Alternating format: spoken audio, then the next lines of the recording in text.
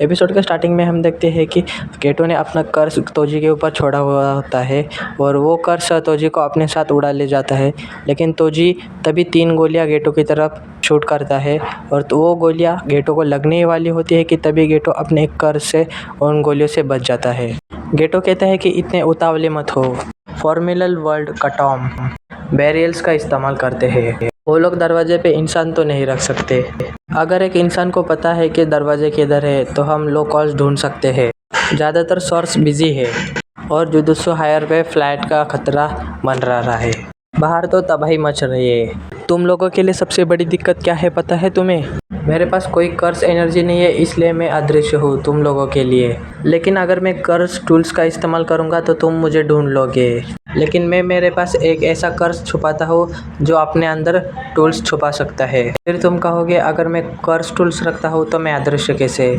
मैं तुम्हें बता दूँ कि वो कर्स टूल्स को मैं इतना छोटा कर देता हूँ और निगल लेता हूँ और उसे अपने पेट में रखता हूँ और इस तरह मैंने तुम्हारा बैरियर पार कर दिया और बहुत सारे कर्स टूल्स अंदर ले आया। तुम सोच रहे होगे कि मैंने अब पहले ही कर्स टूल्स का इस्तेमाल क्यों नहीं किया।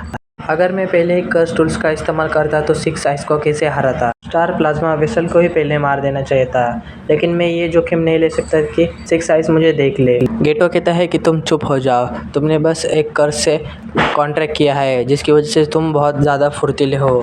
गेटो पूछता है कि तुम्हें यहाँ के दरवाजे के बारे में कैसे पता चला? हमने तो कोई निशानी भी नहीं छोड़ी। तो तोजी कहता है कि निशानी के अलावा भी कई चीज़ें छोड़ जाते हैं, फुटप्रिंट्स, उनकी स्मेल। तो तोजी कहता है कि मेरी बैग की वजह से मेरे पाँचों सेंस काफ़ी हद तक बढ़ जाती है। गेटो कुरोही के बारे में पूछता है। तोजी कहता है कि मुझे उससे कोई लेना देना नहीं है, चाहे वो जिंदा हो या फिर मर गई हो। शायद वो मरने वाली है। लेकिन तभी गेटो अपने कर से तोजी पर हमला कर देता है और तोजी भी बचने की कोशिश करता है। तोजी गेटो के ड्रैगन को काट के रख देता है, जो कि कोई आसान बात नहीं होती। और वो लोग जिस जगह पर खड़े होते हैं वो जगह भी गिरने लगती है। तभी गेटो अपने दूसरे कर्स को बाहर बुलाता है, जो कि एक घोस्ट टाइप होती है। वो तोजी से सवाल करती है कि क्या मैं सुंदर लग रही हूँ?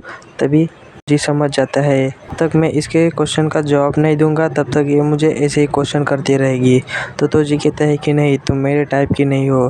तभी तोजी के कान और बाल कटने लगते हैं, लेकिन तभी तोजी अपने हथियार से उस कर्स को काट के रख देता है। तभी गेटो तोजी की तरफ बढ़ने लगता है। गेटो अपने कर्स मैनिपुलेट टेक्निक से तोजी के कर्स को एब्जॉर्ब करने की कोशिश करता है।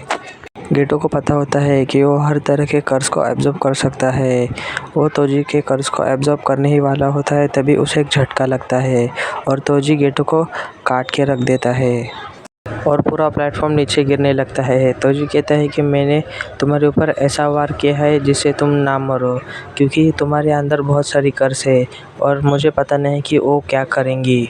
तोजी कहता है कि तुम्हारे पास बहुत अच्छी टेक्निक है, लेकिन फिर भी तुम लोगों को ये याद रहे, लेकिन मैंने बिना कर्स के यूज़ के तुम लोगों की बैंड बजा दी। दूसरी तरफ हमें स्टार रिलीजियस ग्रुप का हेडक्वार्टर दिखाया जाता है।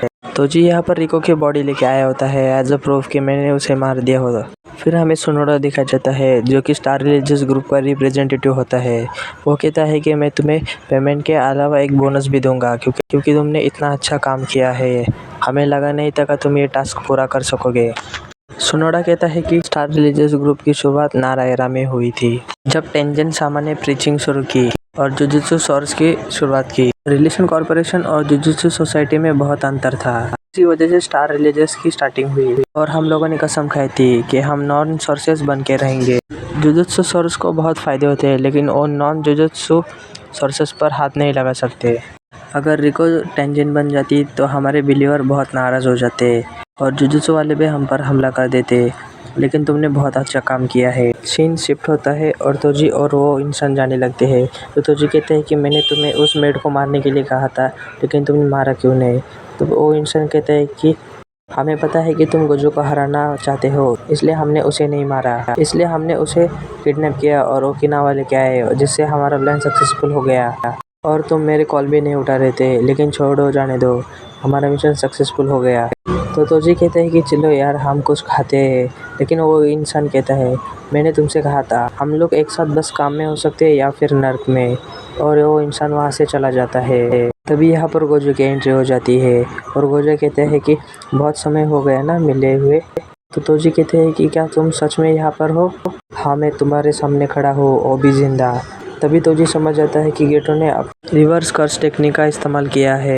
गोजो कहता है कि जब तुमने मेरे गले पे वार किया तो मैंने उसे रोकने की कोशिश नहीं की, क्योंकि मैंने अपनी पूरी पावर रिवर्स कर्स टेक्निक को एक्टिवेट करने की कोशिश कर रहा था। और तुम जानते हो, कर्स एनर्जी एक नेगेटिव एनर्जी है जो कि बॉडी को डैमेज कर सकती है, लेकिन उसे रीजनरेट नहीं कर सकती। लेकिन तुम नेगेटिव एनर्जी को मल्टीप्लाई कर दो तो वो एक पॉजिटिव एनर्जी बन जाती है, और उसे कहते हैं रिवर्स कर्स एनर्जी। और मैंने इसे अभी तक इस्तेमाल भी नहीं किया था। तो तोजी कहते हैं कि क्या बकवास कर रहा है, शायद इसका दिमाग फिर गया है।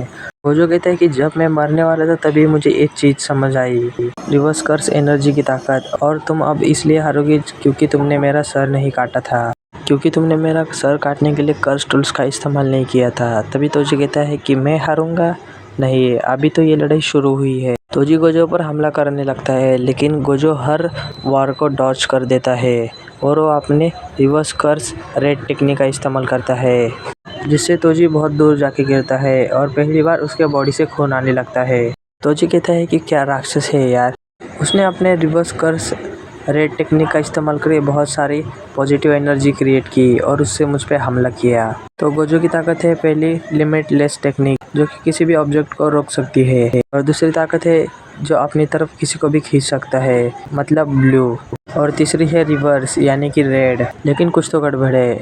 नहीं, सब कुछ ठीक है। तोजी अपनी चेन से गोजो पर हमला करने लगता है, लेकिन गोजो उसके वार से बच जाता है और उससे कहता है कि मुझे तुम पर कोई गुस्सा नहीं, मैं बस ये देख रहा हूँ कि ये दुनिया कितनी सुंदर है। धरती, स्वर्ग, सभी जगह पर मैं ही हूँ। तुम एक जेड इन क्लैन के मेंबर हो, इसलिए तुम्हें कर्स एनर्जी के बारे में पता है। लेकिन गोजो क्लैन में भी कुछ ही लोगों को इसके बारे में पता है। एक तरफ एम्पलीफायर और एक तरफ रिवर्स, इन दोनों को मिलाओ तो बनता है इमेजिनरी टेक्निक पर्पल, और इसको एक्टिवेट करते ही पूरी जगह पे रोशनी हो जाती है और वो तोजी पर हमला कर देता है। तभी तोजी को एक फ्लैशबैक याद आता है। वो कहते हैं कि मैं बिना पैसों के कोई भी काम नहीं करता, लेकिन मैंने अपनी आंखों के सामने लिमिटलेस टेक्निक यूज़ करने वाले को देखा, जो कि आज का सबसे पावरफुल जुजुत्सु सॉर्सर है, और मैं उसके रास्ते में आने की कोशिश कर रहा हूँ। हमें प्रेजेंट दिखाया जाता है, जहाँ पर तोजी का पूरा लेफ्ट हैंड और पूरा लेफ्ट पेट टूट गया होता है। उसके कर्स के भी दो टुकड़े हो गए होते हैं। तभी वो जो कहता है कि तुम्हारी कोई आखिरी ख्वाहिश। तोजी अपने बेटे को याद करता है, मेगुमी। वो कहता है कि मेरे बेटे को जेड क्लैन में बेच दिया जाएगा अब से 2-3 साल बाद, तो तुम जो करना चाहते हो कर लो। शिफ्ट होता है और हमें गेटो का सीन दिखाया जाता है, जहाँ पर तोजी का कर्स गेटो के पास आता है और गेटो को कहता है कि मम्मी प्लीज़। लेकिन तभी गेटो स्टार रिलीजियस ग्रुप के हेडक्वार्टर में आता है। यहाँ पर बहुत सारे बिलीवियर होते हैं और गोजो भी यहाँ पहुँच जाता है और रिको के बॉडी को ले लेता है। गोजो गेटो को कहता है कि मैं ये नहीं कह सकता कि तुम लेट हो, शायद तुम शोको से मिल लिए हो। गोजो गेटो से पूछता है कि क्या तुम ठीक हो। गोजो कहता है कि इसमें तुम्हारी कोई गलती नहीं थी। तो गोजो कहता है कि गेटो, क्या हमें इन लोगों को मार देना चाहिए? तो गेटो कहता है कि ये बस आम लोग हैं, बस बिलीवियर है, असली मास्टरमाइंड यहाँ से तो निकल गए और हमारे पास और भी बड़े बड़े प्रॉब्लम है निपटने के लिए। तो गोजो पूछता है कि क्या इसके लिए कोई मकसद होना चाहिए? तो गेटो कहता है हाँ, एक जुजुत्सु सॉर्सर्स के लिए तो होना चाहिए। इसी के साथ ये एपिसोड खत्म हो जाता है। Thank you for watching. अगर आपको मेरा एक्सप्लेनेशन अच्छा लगता है तो मेरे चैनल को सब्सक्राइब कीजिए।